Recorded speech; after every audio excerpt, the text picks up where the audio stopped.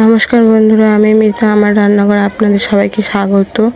আজকে আপনাদের সঙ্গে শেয়ার করব খেসারির ডাল ও কুমড়ো ডাঁটার রেসিপি।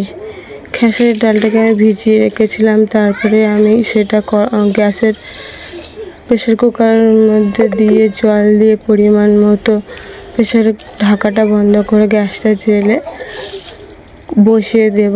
তারপরে এখানে কড়াইটা বসিয়ে দিয়ে তেল গরম দিয়ে দেব আমি শুকনো লঙ্কা 3 থেকে 4টে, তেজপাতা দিয়ে দেব 2 থেকে 3টে, 5 ফোড়ন দিয়ে দেব। তেল গরম হয়ে যাওয়ার পরে ডাঁটাগুলো দিয়ে আর সব একসঙ্গে ভেজে নেব। ভালো করে ভাজতে থাকবো।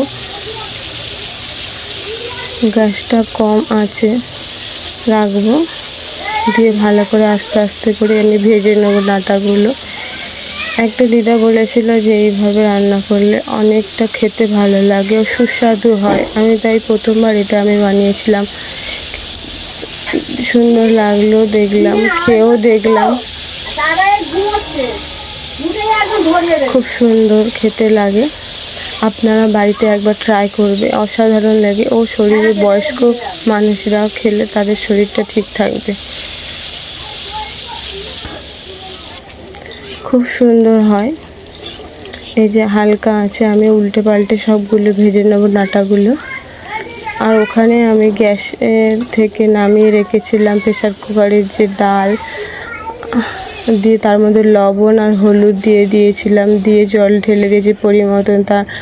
এই ডাঁটাগুলো ভাজা হয়ে যাওয়ার পরে আমি এই ডালটা ওর মধ্যে ঢেলে দিয়েছি, ফোড়ন দিয়ে নিয়েছি ডালটা দিতে। এই দেখুন কত সুন্দর কালারও এসেছে, সুন্দর লাগছে। এটা ডালটা এবার ফুটিয়ে নেব ভালোভাবে।